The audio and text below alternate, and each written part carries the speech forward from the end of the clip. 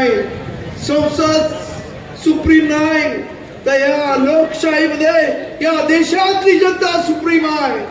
आणि आज अनुसूचित जातीतली जनता, या इकडची 90% जनता म्हणते आम्हाला हे उपवर्गीकरण नको आहे, रद्द करा. तो अनंत मनोहर बदरचा अहवाल, तो बदरचा अहवाल बंडल करून सचिवालयात कुठे ठेवून द्या आणि ताबडतोबीने सरकारनं हे उपवर्गीकरण रद्द झाल्याचं घोषित करा.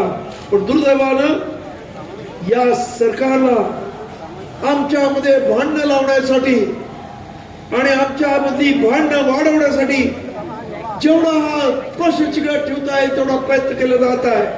म्हणून मी माझ्या सर्वच आंबेडकरी बांधवांना सांगतो, आमचं भांडण सरकारशी आहे, आमचं भांडण कुठच्याही जातीशी नाही.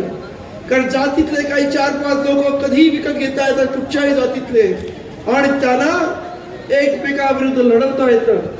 आणि म्हणून कृपया कोणाच्याही महापुरुषावरती कसल्याही प्रकारची टीका करू नका, ही माझी आपल्या सर्वांना विनंती आहे.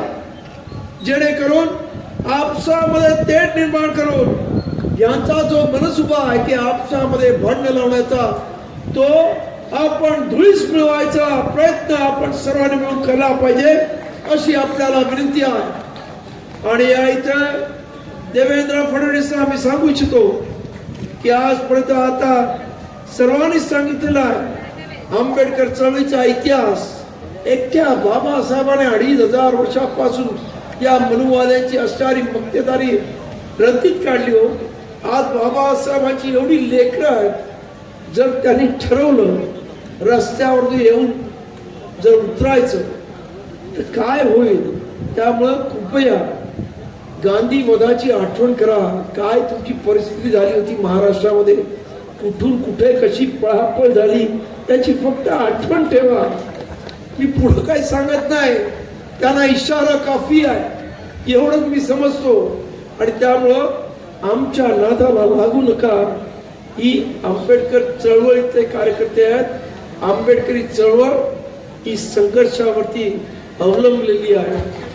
जाताना फक्त एक छोटंसं सांगतो, कारण म्हणजे बऱ्याच ठिकाणी सांगितलं की हिंदू मिलच्या वेळेला सुद्धा बाबासाहेब आंबेडकरांसारखा महामानवाचं या देशामध्ये आंतरराष्ट्रीय दर्जा स्मारक होऊ नये यासाठी अनेक जण प्रयत्न करत होते. शेवटी आम्ही रिपब्लिक सेनेच्या वतीने हिंदू मिल घेतली.